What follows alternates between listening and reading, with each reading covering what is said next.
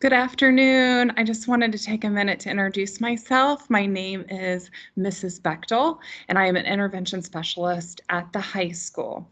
This will be my 6th year teaching at Milton-Union. I have 16 years of education in, and I'm so excited to welcome everybody back, if it's with mask or not. I'm just really excited to see everybody. And I teach co-taught English 9, 10, 11, co-taught U.S. History and Government, and English lab class. So some of you won't see me on your schedule because if you have a co-taught class, you may not see my name on there, but you'll get to see me your first day of school. So this is my classroom. It's room 4213. We actually I have a double room, so it's really nice. It's extra large. I have 16 desks in here currently, but the largest class that I have on my schedule right now is 9.